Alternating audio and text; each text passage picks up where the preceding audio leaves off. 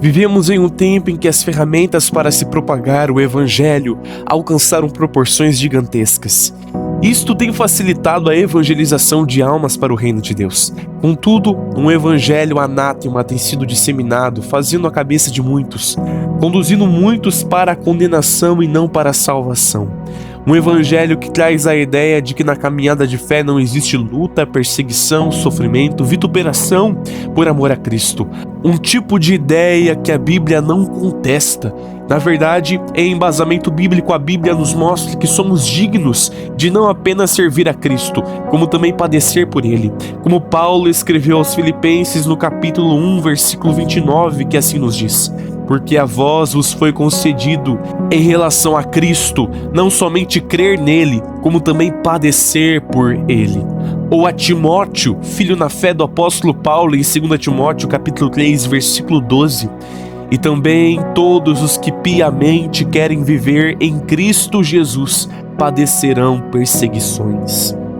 É mais do que claro que se queremos viver uma vida em Cristo, teremos de enfrentar as perseguições e humilhações por amor a Jesus. Aquele que não negar a sua própria vida, não carregar a sua cruz e não seguir a Jesus, não é digno de ser chamado discípulo. Jesus, se referindo à permanência nos frutos que frutificaríamos, estando ligados nele, diz no Evangelho de João, capítulo 15, versículo de número 16. Não me escolhestes vós a mim, mas eu vos escolhi a vós, e vos nomeei para que vades e deis fruto, e o vosso fruto permaneça, a fim de que tudo quanto em meu nome pedirdes ao Pai, Ele vos conceda. Aleluia! Ou seja, não se resume apenas à frutificação, mas principalmente à permanência destes frutos. Frutificar é algo natural em uma vida que está entregue ao propósito regenerador do Espírito Santo. Contudo, não depende de Deus tornar os nossos frutos permanentes, pois tal incumbência está confiada sobre as nossas mãos. Nós, com a nossa atitude, estilo de vida, foco nas decisões de fé, demonstraremos permanência nos frutos do Espírito Santo. Até aqui nós já entendemos que sobre nós repousa a incumbência de permanecermos na frutificação dos frutos do Espírito Santo. Mas o que isso tem a ver com o Evangelho anátema abordado no início do vídeo e ainda mais com o tema desta série, renovo?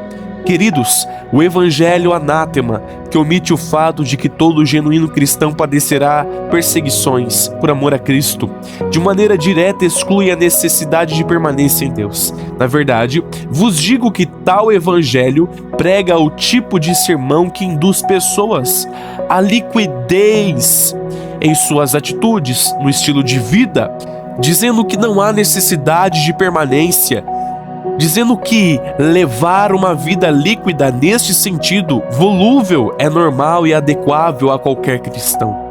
Agora, se uma vida volúvel fosse aceitável no genuíno e puro Evangelho de Cristo, Jesus não teria pregado sobre a permanência na frutificação.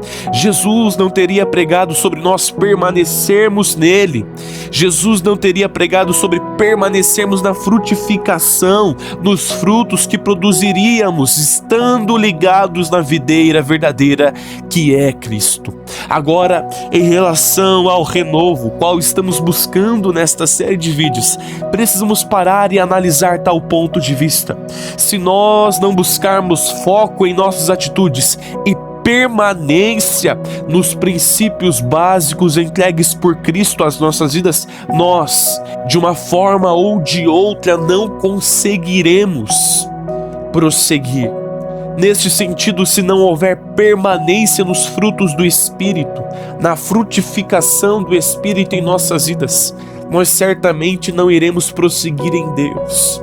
O Senhor está me chamando a atenção para abordarmos este tema justamente no propósito de entendermos que para que nós venhamos alcançar um genuíno renovo em sua presença, precisamos permanecer nas atitudes de fé, precisamos permanecer na frutificação dos frutos do Espírito, precisamos permanecer na posição de santidade, de verdade, de sinceridade para com Deus.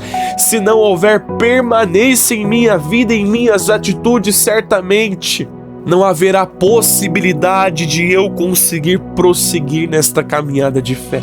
O Senhor nos desperta neste dia a buscarmos nele a permanência nos frutos do Espírito, e assim nós alcançaremos a virtude. Qual virtude?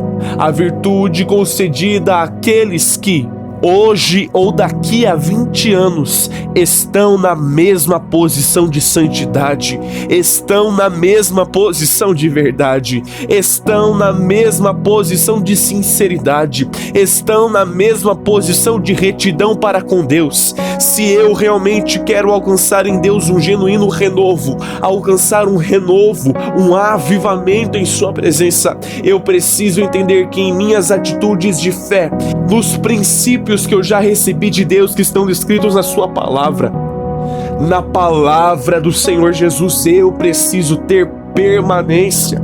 Não é sobre um mês, não é sobre um ano, não é sobre uma hora, é sobre uma vida entregue aos propósitos de Deus. Se eu entender que em minha vida precisa haver foco e permanência na presença do Senhor, eu compreenderei que os propósitos que Ele tem para a minha vida não são a curto prazo. Ele não está fazendo algo para ser interrompido daqui a um mês. Ele está fazendo em nós tal obra qual Ele está projetando para a eternidade. O que Deus tem para você é para a eternidade. O propósito redentor de Cristo, neste sentido, a recompensa de dedicarmos toda a nossa vida à presença do Senhor, está no céu, qual Ele já preparou para nós, a nossa morada celestial. O que Deus tem para conosco rompe os limites, os parâmetros interiores e exteriores da mentalidade humana. É algo que foi feito para a eternidade. Por isso tenha foco e permanência, e assim você alcançará cada vez mais em Deus um genuíno renovo.